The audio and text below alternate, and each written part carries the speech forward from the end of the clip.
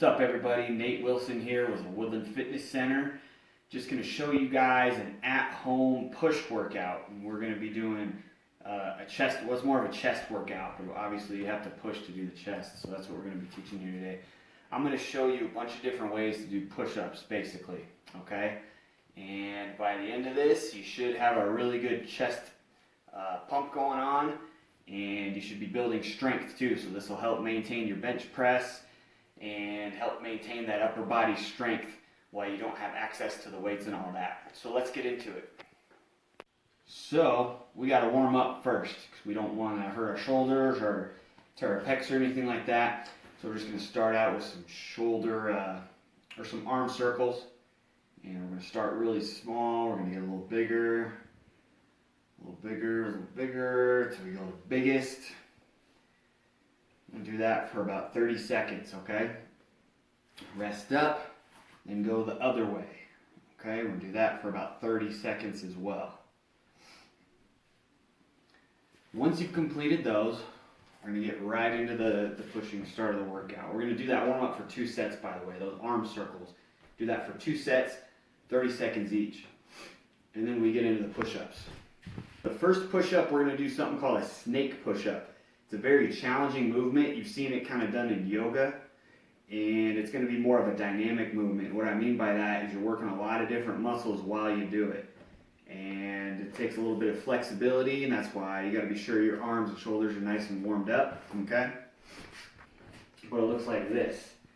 Get normal push-up position, and you want to act like you're ducking under a bar, kind of. You want to go like this. Push up like that. A little hyperextension in there too. Finish right here. And when you finish right here, it's like doing an incline bench press, and you're hitting that upper chest and the shoulders. Right here, it's like you're hitting a decline press and working the bottom part of your chest. Of course, in that mid-range, you're working your chest as well.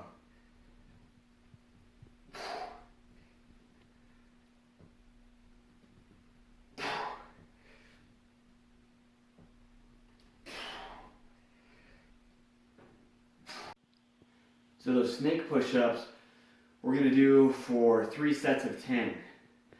And we're only doing 3 sets because we got a lot more push-ups to do. There's going to be a lot of volume in this workout, so a lot of reps and a lot of sets. So there's really no need to go past 3, at least for your first time doing this. So for the second set of push-ups, we're just going to do a normal push-up, but we're going to slow it way down.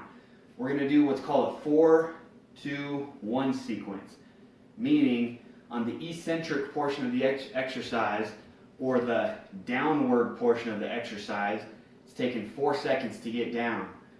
Once you hit that bottom point, you're taking a 2-second pause, and then you fire up, teach those muscles to explode and be explosive. It's going to look like this.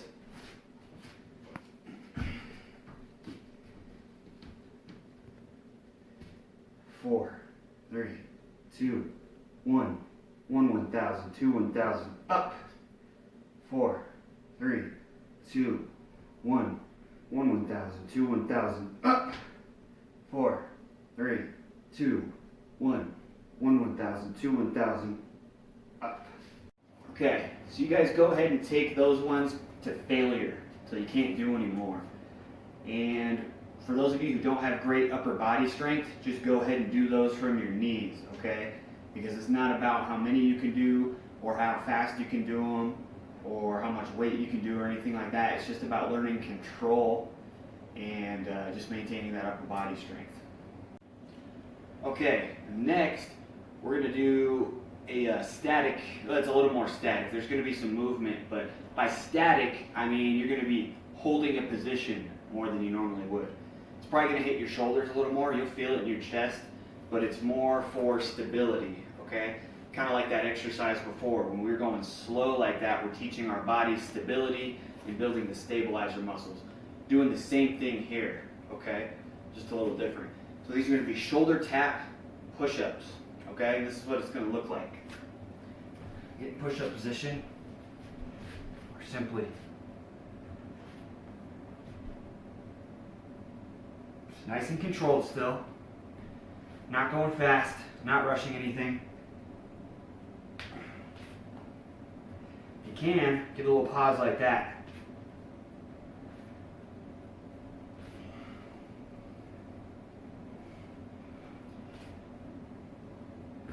When you do that, get a really good flex on that one pec. So if you can hold that for a little longer, kind of like this.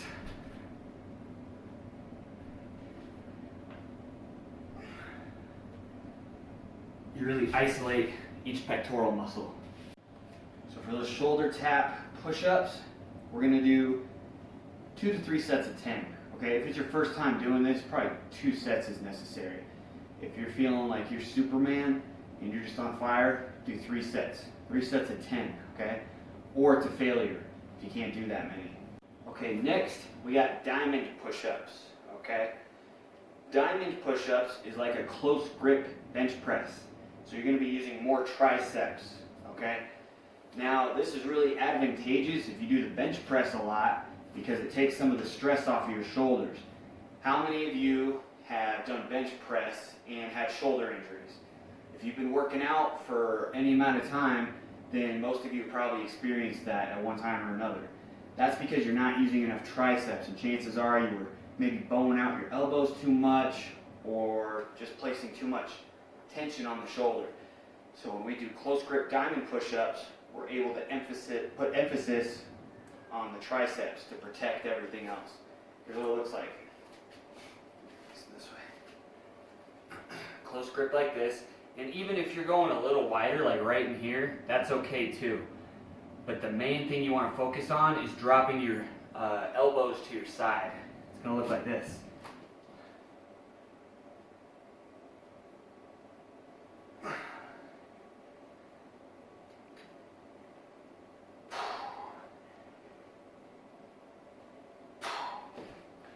Just like that. So you notice how I'm not flaring out like that. I'm not doing my push-ups like this. I'm keeping the elbows at the side like this and exploding up like that. Next, we're doing explosive push-ups. By this point, you're probably pretty fatigued. Explosive push-ups, if you're training for strength, maximal strength, like you're really into powerlifting or you want to get your bench up or something like that, you don't have to do a whole lot of reps. Even if you're only doing like 3 to 5 reps, that's really all you need. If you watch any of those big time powerlifters like Matt Wenning or Mike O'Hearn or any of those guys from Westside Barbell, they do a lot of explosive movements, and that's to teach the body power and to be explosive. You don't need a whole lot of reps doing that, okay? You don't want to burn yourself out in that explosive state either. You just want to teach your body to explode into movement. So if you're doing a bench press, you want to teach your body to be explosive, getting the bar off your chest.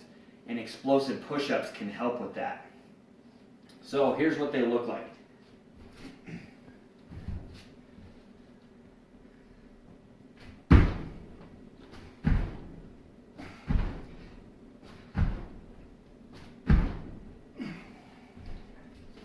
So on those ones, 3 sets of 5, maybe 4 sets of 5 because you're not doing as many reps, is all you really need. Plenty of rest time in between sets too. When you're doing that explosive movement, you're using your maximal strength and using something called ATP. That stuff takes 5 minutes for about 90% of it to replenish. So you want to take maybe at least 2 minutes rest in between those sets if you want to be as explosive as possible. So if you guys have made it up to this point and you got plenty of juice left and you're like, Nate, that workout was soft, I don't feel anything at all, I got plenty more juice in the tank. We're going to do the push-up countdown. And what that looks like is we're going to start out with some push-ups. We're going to do 15 reps right off the bat, okay? So we're going to look like this.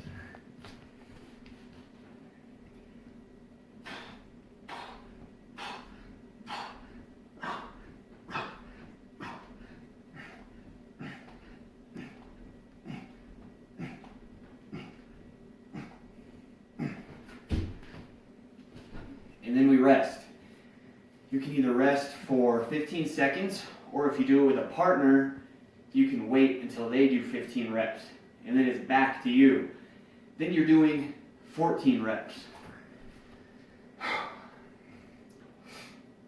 Wait for my partner to finish, my imaginary partner.